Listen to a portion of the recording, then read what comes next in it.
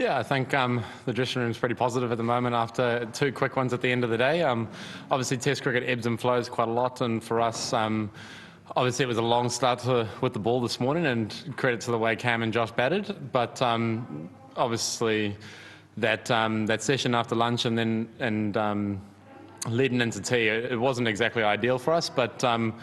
We picked things up, we counter-attacked a little bit, and I guess put ourselves in a position where we're still within this game. Was it always your intention to counter-attack as you did? At the end of the day, I guess I play an aggressive style of cricket, and so does Tommy Blundell, and for us it's about going out there and doing what we do best, and at the end of the day it's seen as counter-attacking, but for us it's just about going out there, playing our natural game and being as calm and clear as possible. Oh, at the end of the day, it was a little bit of a freak accident. If Mitch was on a slightly different line, obviously he wasn't in the way on purpose, but if he's on a slightly different line, Kane runs around Youngie goes through on his normal line and nothing happens. But it was just one of those freak moments where everything brought together a little perfect storm, and unfortunately, Marnus hit. So, yeah, just is what it is. Did you think the run was there anyway? It was an argument to say that you would have been running out regardless. I mean, we'll never know, I suppose. At the end of the day, he's still pretty quick between the wickets, so it could have been, it may not have been. You never know. What is it about Australia sort of gets to New Zealand?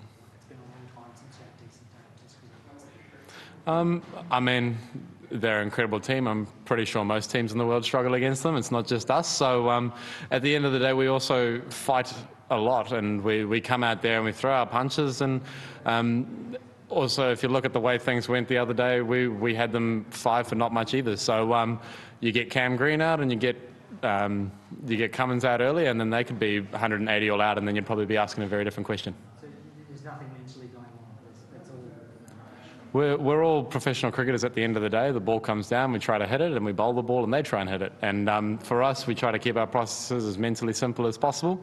But as you say, credit to them. They are incredibly good players. But we've got players of our own that match up just as much, so we just go out there and try and do our jobs as much as we can. I mean, you put your hand up for a bowl as well. I'm always putting my hand up for a bowl. I feel weird not to be used when you're on the side, you're batting at number 7, and then you bowl at all, especially when everyone else is going to turn this morning and going back through the order.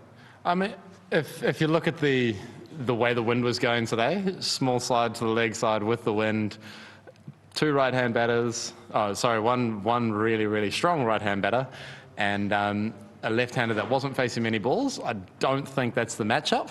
So obviously, I think the way Timmy used the bowlers was really good. I'm always keen to have a bowl. I'm always keen to bowl at whatever hand batter.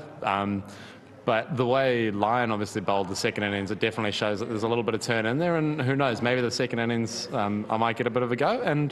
But for us, the ball was nipping around. It stayed fairly new the whole way through, and when I was actually about to be 2 balls away from bowling that first innings, and then we took a wicket and it was 2 right-handers on, so Ratchin is the logical choice.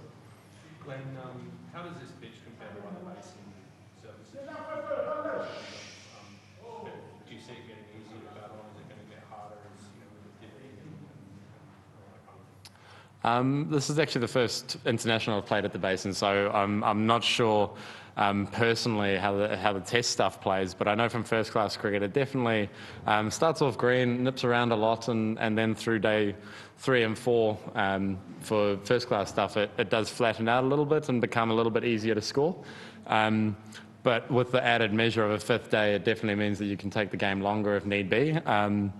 But I definitely found today that as the ball got older, it definitely started moving a little less and became quite nice to bat on. So I think it's a real new ball wicket. If we can take a couple of poles and keep Aussie on the back foot in the morning, you never know.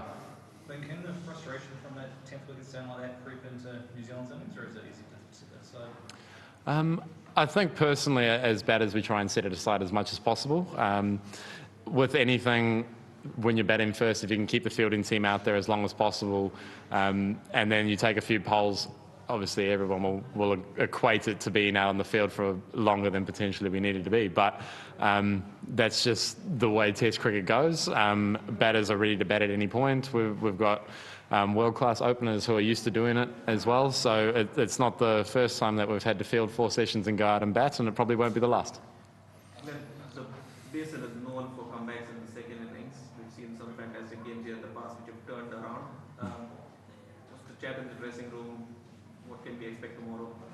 For us, it's about showing that fight that we have become known for, to be able to make sure that we're in the game the whole way through, keep throwing our punches, picking and choosing our times. And obviously there's a lot of cricket left to play. And as you say, strange things have happened at the Basin, so who knows, maybe this will be another one of those. What would New Zealand be comfortable chasing in that last innings, you think? Ooh. It shows here, if it flattens out, it becomes nice to bat on, and there's plenty of time left in the game. I wouldn't be able to exactly put a number on it, but I think we'd still have a good go at chasing 350, 400, especially if it flattens out. Do you think you've, I know Martin's dismissal today was for a news channel side, but do you think you're on top of it at a level and, you just sort of expose his struggles?